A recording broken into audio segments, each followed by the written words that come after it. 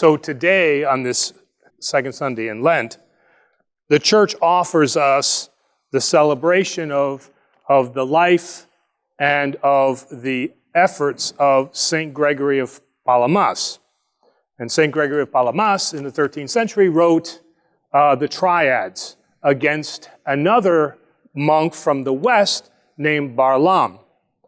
And you can read these Triads and you can read this defense, but unfortunately what happens many times is that, especially here in America, which is a very utilitarian country, where we look to reduce everything to its basic essence, some of what he wrote can be lost on us. And it can be lost in the sense of how it applies to our lives, because this is a saint from hundreds of years ago. And so some will say, interesting reading, but not part of my life. But what St. Gregory of Palamas fought against was this monk, Barlaam, came and said, you cannot have a personal experience with the living God. You can be educated about God, you can study God, but you cannot have a personal experience with God. And he came specifically to Mount Athos to deny what the monks were doing at that time, which was basking, if I can use that word, in the uncreated light of God. The same uncreated light that the disciples saw when Jesus was transfigured on Mount Tabor. So you're saying, that's wonderful, Father. Such a lovely story. What has that got to do with me? What that has to do with us is, when I was working at General Motors, there was obviously engineers there.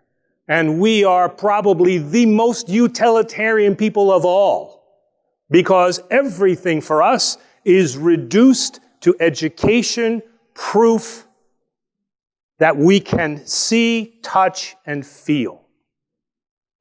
And so there was obviously people that died there.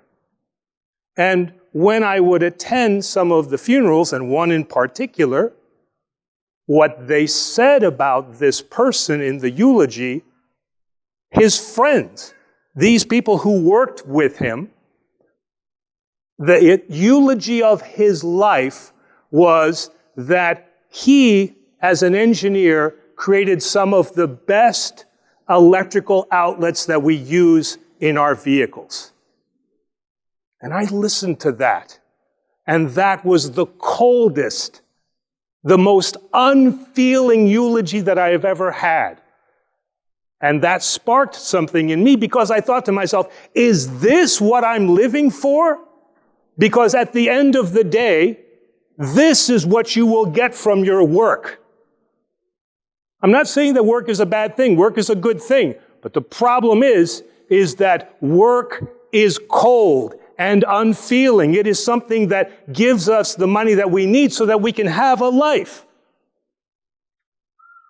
And so also the second story is, how many times do I go to the hospital and there is somebody now who is encountering and facing death?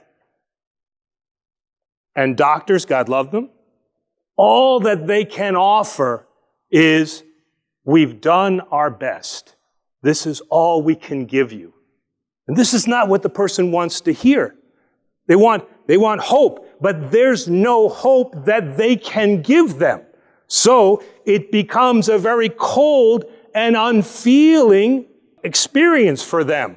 I'm sorry, there's nothing more that we can do. And turns to the family now who is in grief. And what do they have?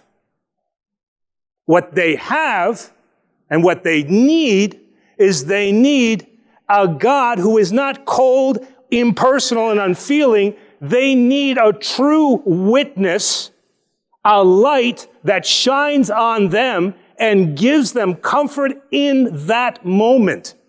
Something that says, yes, my life is more than just designing electrical outlets or whatever else we come up with. That's why this is so important, because we don't come here now today so that we can praise each other about all the wonderful things we're doing at work. We come here for one reason only. We come here so that we can worship the personal God who came into history and suffered with us and gives us his body and his blood, that now we have truly something inside of us that grants us comfort.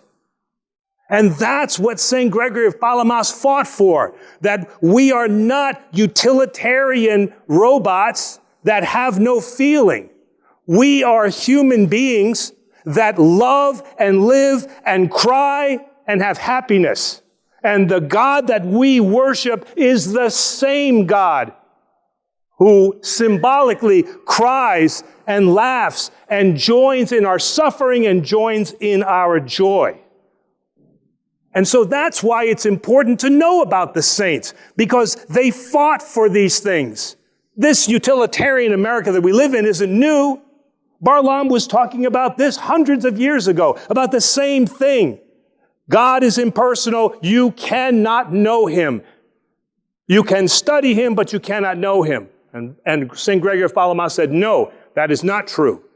This God is a personal God. This is the God that comes to us in body and spirit and enlightens us and grants us that life and that light that grants us comfort, that speaks to us and that gives us some degree of joy, gives us the true hope when we face these great sadnesses in our lives, of which we will all face, along with our joys.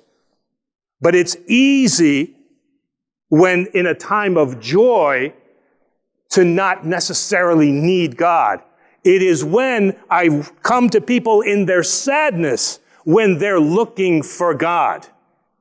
And so this is that, and what they want is that personal God to come to them and to grant them comfort. And here in this assembly where we are, where we gather together, and Jesus Christ says, where 2 or 3 are gathered in my names, here I am among them. And this also for us is the love of God, because all of us come together for one singular purpose, so that we may worship the triune God that has entered into history and that knows our pain and our suffering. It's important that we remember why we remember the saints. It's not just about them being people who lived and worshiped God. I mean, it's important, of course, but the legacy that they leave us is important. And what happens many times is that living in a very secular society the way that we do, is we forget about who these saints are and why they are important in our lives. So that's why I certainly want this to be an introduction to who St. Gregory was, and to investigate his life a little bit and see what it is that he fought for, so that we can have what we have here today in being communion with Christ our God.